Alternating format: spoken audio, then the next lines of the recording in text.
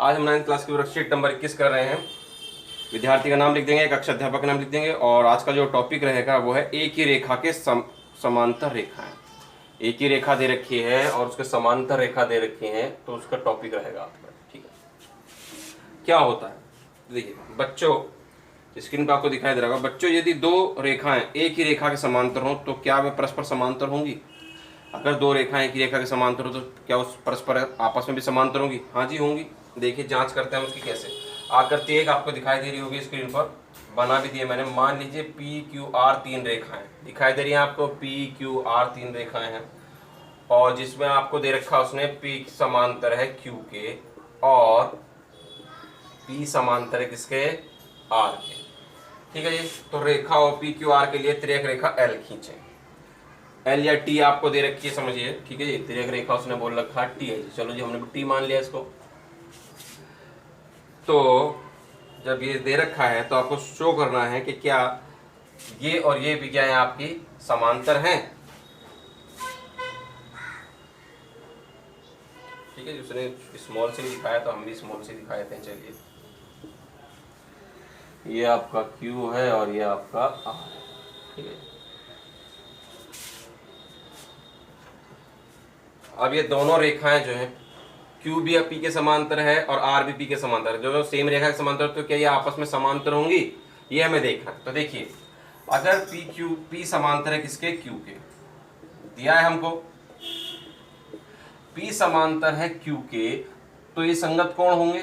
तो कोण एक बराबर हो गया कोण दो के। कोण एक बराबर क्या हो गया? दो के। कारण आपका लिख देंगे संगत कोण। ठीक है, अच्छा। और उसने हमें क्या दिया है? P समांतर है R, ये दिया है। P समांतर है रेखा R के, तो ये भी क्या होंगे? संगत कोण ही होंगे। समांतर रेखा के एक ही ओर बने हुए, ऊपर की ओर ही। तो एक बराबर किसके होगा? तीन के भी होगा।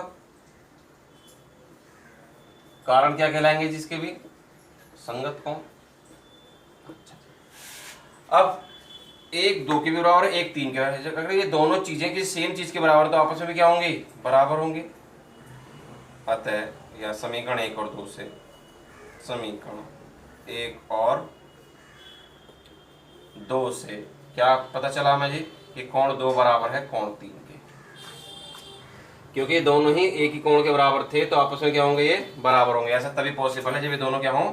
बराबर हों। अच्छा जी, परंतु ये कौन से कोण हैं? परंतु ये दो और तीन तो संगत कोण हैं, परंतु ये संगत कोण है। और संगत कोण कब होते हैं? जब रेखाएं क्या हों? समांतर। रेखाएं क्या हों? समांतर। दो और तीन संगत कोण हैं, तो रेखाएं क्या होंगी? Q समांतर होगा किसके? R के। ठीक है जी, तो हो गया प्रूफ। ठीक है जी, इसी तरह से आपको दे रखा उसने। देखते हैं अगला क्या समझाया उसने। इस तरह से हम कह सकते हैं, स्क्रीन पर लिख कर दिया है उसने कि अतः हम कह सकते हैं कि रेखाएं जो एक ही रेखा के समांतर हो, परस्पर समांतर होते हैं। ऐसी दो रेखाएं जो एक ही रेखा के समांतर है, पी के समांतर थी, तो आपस में क्या होती हैं जी? समांतर होती हैं। इस गुण को दो या से अधिक रेखाओं के लिए भी लागू। दो से अधिक रेखाएं अगर होंगी तब भी, कि आपको समझो उसने दे दिया कि पी समांतर क्यू के भी है, आर के भी है, एम के भी है। समझिए आप इस चीज को कि दो से अधिक रेखाओं पर पी जो है वो क्यू के समांतर था ही, और P जो है वो R के भी समांतर है, P जो है वो M के भी समांतर है, P जो है वो N के भी समांतर है। तो इसका मतलब ये होगा कि जो रेखा है P समांतर R होगी, R समांतर M होगी, M समांतर N, सभी रेखाएं एक दूसरे क्या होंगी? ये समांतर होंगी। ठीक है, अब देखिए इसका प्रश्न जो उसने एग्जाम्पल दिया है, उदाहरण देखिए दिखाई दे रहा होगा। आकृति 2 में यदि PQ समांतर है RS के और QXM बराबर दे रखा है 135 डिग्री और MYR कोण दे रखा है आपको 40 डिग्री, तो कहता है XMY आपको ज्ञात करना है। XMY जो पूरा कोण है आपको ये ज्ञात करना है। ठीक है ये, तो देखिए इसका सॉल्यूशन हालांकि इसने दे रखा है, तो लेकिन हम आपको समझा देते हैं क्या है कैसे। तो सबसे पहले हम लिख देंगे दिया है। दिया है, ठीक है। दिया है मैं आपको दे रखा है जिसने कि पी क्यू जो है वो समांतर है किसके, आपके आर एस के, और आपको एम एक्स क्यू या क्यू एक्स एम दे रखा है, Q angle Q X M दे रखा है उसने 135 डिग्री, ठीक है जी। और आपको उसने कोण एम वाई आर दे रखा है 40 डिग्री, ठीक है।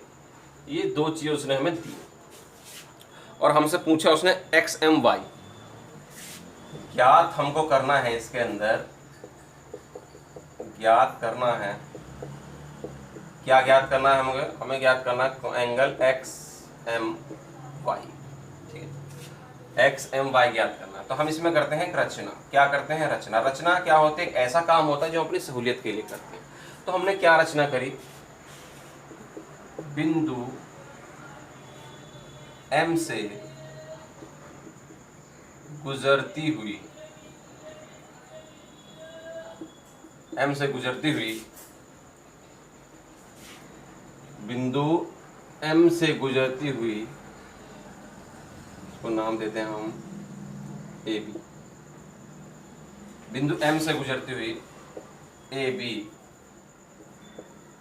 समांतर पी क्यू। अगर पी क्यू के समांतर खींचेंगे तो अपने आप ही क्या हो जाएगी, वो आर टी, बिंदु एम से गुजरती हुई ए बी समांतर पी क्यू समांतर आर एस रेखा खींची, खींच ली हमने ये।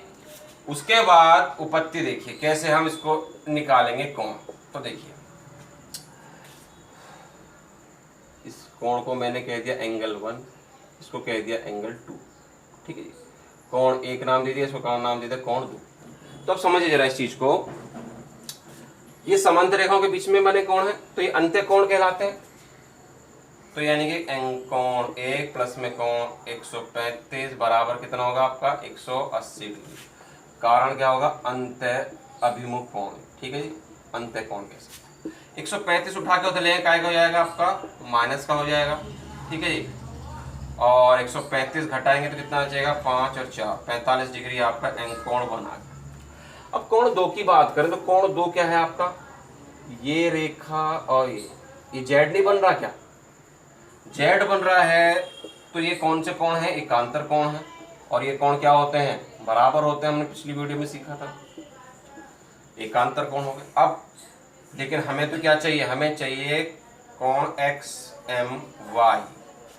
अब ये पूरा कोण हमें चाहिए एक्स एम वाई, तो इन दोनों को जब जोड़ दूंगा तभी तो आएगा पूरा, यानी कि कोण 1 जमा कोण 2, और कोण 1 कितना है हमारा 45 डिग्री है, और कोण 2 हमारा 40 डिग्री है, तो कितना हो गया हमारा 85 डिग्री हो गया हमारा कोण एक्स एम वाई। यही तो हमें निकालना था, ठीक है।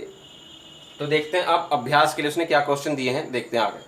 आकृति 4 जैसा कि आपको दिखाई दे रही है, पहला प्रश्न ये दिया है, इसने दिया है मैं उसने लिखा है, दिया है क्वेश्चन आपको दिखाई दे रहा होगा कि ए बी समांतर है सी डी के और सी डी समांतर है आपका ई एफ के, ठीक है जी। और अनुपात दे रखा उसने y और z का अनुपात है 3:7, ठीक है जी। ज्ञात हमको करना है, ज्ञात करना है जी किसका मान जी, आपको x का मान ज्ञात करना है, ठीक।